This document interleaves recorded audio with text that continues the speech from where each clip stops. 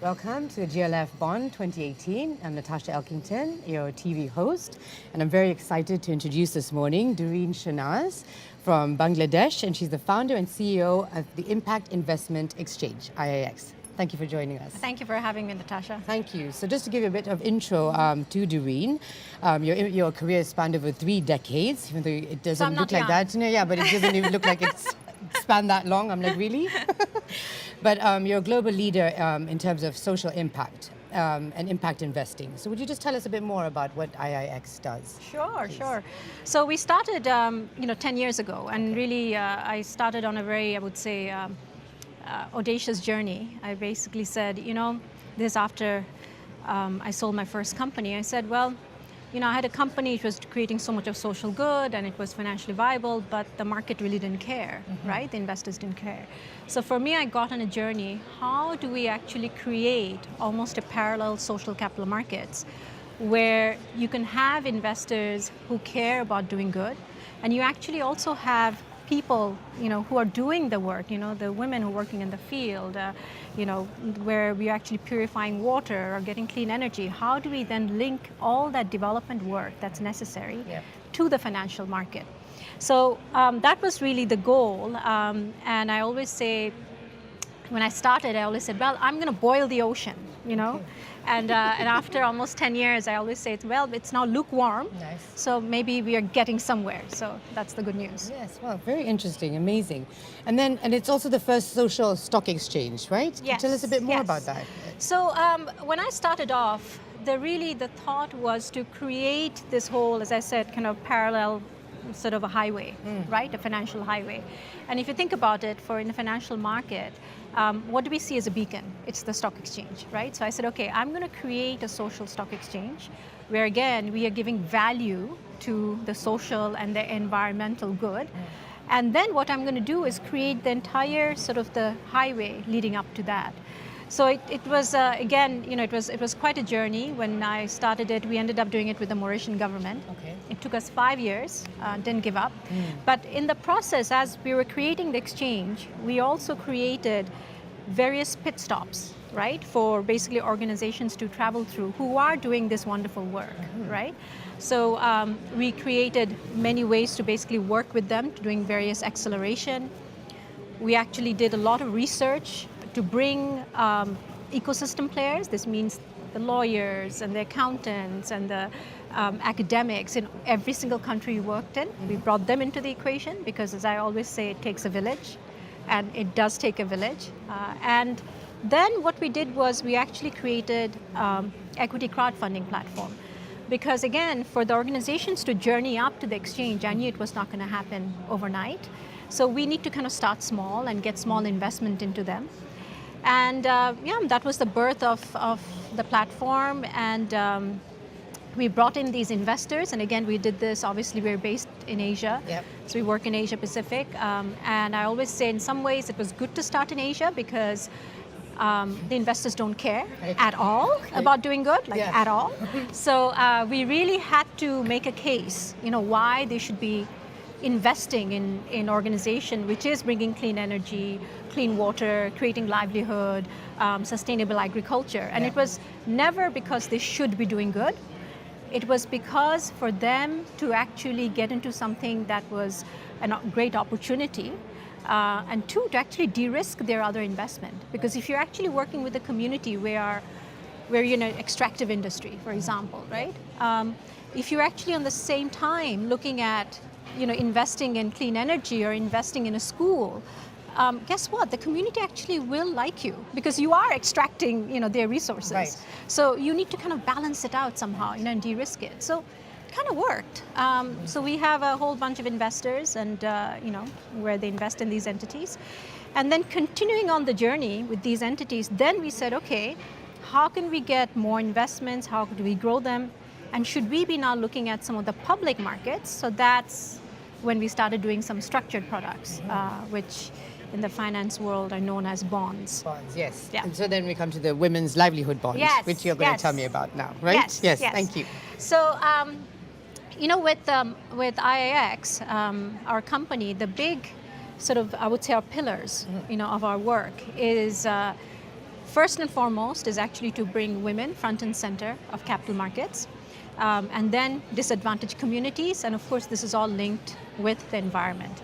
Now, just on a personal note, I mean, the woman thing is really very important aspect of our work, because if you think about it, capital markets in one shape or form has been around for around 800 years, right? So the first stock exchange was created in Bruges in Belgium, and then in the Netherlands.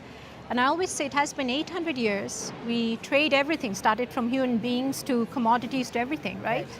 But we never thought of the exchange of actually having something where women, half the world's population, would be represented. So it really was I would say, a personal mission to put women front and center of existing capital markets. So that's how it started 3 years ago. And then what we did was we actually created a very interesting, innovative structure where we pulled together a group of entities who are all focused on creating livelihood for women. Okay.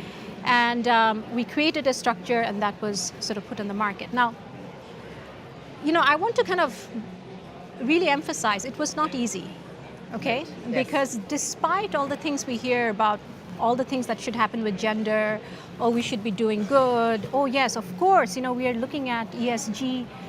The reality is, if you really, when it comes to rubber hitting the road, people are not that open to any of this, right? So it took us almost 2 years to pull it together, and then we had the US government come in for some guarantee, but even then the market was not moving. Wow. So, and the bankers, our banking partner, DBS, who was selling it to the public market, they said, Durreen, if you actually drop the women and just call it an emerging markets bond, then it'll work, right? Well, again, it's the same thing, right? End of the day, the money is going to go and it's going to create all this livelihood. It's the same thing. And I said, no. Good for you. I said, I'm not going to drop the women. I'm not going to drop the livelihood, and it's going to go out the way it is. And they said, well, sorry, we can't sell it. So you have to somehow figure out how to create in the structure some form of more risk mitigation, meaning in the finance world, it's called first loss. So if anything happens, you take the hit. Okay. So, no one's going to give me a first loss because, yes. End of the day, a lot of people just talk, but it doesn't come to action. So I actually put in all my savings. Wow. As a first loss. So for me, it was really that I believe in these women. Yes. I believe in the instrument. I believe that the world needs to have a product like this. I put it that first loss, and it was oversubscribed. Wow. And now, so that was a small bond of $8 million. Yeah. And now it's creating livelihood over 4 years for 385,000 women. Wow. And it's just not about creating the livelihood. It's really about the impact, the change in their lives, the change in the family life, the community life, and the environment. So we actually calculate all of that, in our basically measurement. Right, yeah. Because I was going to ask you, yes, how do you measure the impact? So, and that, for us, we basically look at it going hand in hand with the financial side and forward-looking. Okay. So if you think about it, in the traditional, monitoring evaluation in the development space, we always look at things backward. Okay. Right. We say, okay, give us whatever, $1 million, and we'll go and create these water sanitation, projects. Mm-hmm. It'll take us 5 years, and then an extra year to figure out if we actually did it right or not. Financial markets don't work like that. With financial markets, you actually have to go hand in hand. You have to kind of say, okay, so how was it until now? Yeah. And how will the money change it, right? And how do we look at it going forward? So when I was a professor at the National University of Singapore, this was my research, and really figuring out how to quantify the impact based on the outcomes and on the beneficiary's life and the family, community, and the environment, and making it go hand in hand with the financial results. So what's really nice was now, if you look at the Women's Livelihood Bond, I still remember I actually cried when I saw the ticker on Bloomberg. Yeah? I really cried. In some way. Yes. Well, it's what it represented. If you think about it, it was 3 letters: WLB, Women's Livelihood Bond. And for me, it represents all the women who basically just was never a part of the system. Right. You know? Yeah. And even something more like personal. My grandmothers, they were 11 when they were married. You know, Right. they were not educated. My mom was 18, and I was like, you know, this really represents not the women of today, of the women in the past, women of the future. Yeah. So in the future, that we don't need a WLB, Yes. right? Yes, exactly. It should just be a general. It should be right. general, and it like should it's be, all and included. women has to be part of it. Right. You know, Yeah. that's Okay. a given. So yeah. So anyway, so that's the story, and now.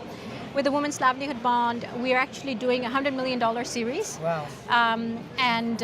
You know, which is fantastic, and the market is getting ready for it, and we're already getting people, like we're still in the structuring mode, but you know, it seems to be a lot of interest in the market. Great. So what are your plans for the future? You know, the plan is, you know, we have the equity crowdfunding. It'll be wonderful if we can replicate it in Africa, in Latin America, you know, because again, you know, it'll never be massive, but it's something that's needed, right? For the journey of the organizations. Yep. I would love to sort of do the Women's Livelihood Bond again across globally, because now we are doing it in Asia and Pacific. And then lastly, what we are really excited about is we actually now have a lot of data. Okay, so if you think about it, what we effectively have done over the last decade is we managed to show the interrelation between risk and return, which is usually the financial markets look at it. But then in our case, it's risk, the financial return, plus the social and the environmental, but then also the impact on the individual's life. Yeah. So we managed to kind of connect the three, right? Yeah. So what we are now doing is we are now looking at really going global with that. So we are looking to get into the US market with the public companies. Nice. And really seeing and coming in actually with women's health, because women's health is under attack, as we know, in the US. So we are going with that because we always take the most difficult things. Okay. You know, not the easy ones. No, let the easy stuff. Other people do it. You know, Yeah. we'll give us the hard stuff. You know, we like the hard stuff. So what we're going to be doing is literally looking at the organizations, you know, what they're doing, and then also getting the beneficiaries to verify it. Okay. Right? Yes. And then from that, you know, I think it'll open up a whole new market altogether. Yes. Well, great. It was wonderful speaking to you. Thank you so much Thank you for very your time. much. Thank you for having me. And yes, I've really learned a lot. Thank you. Thank you.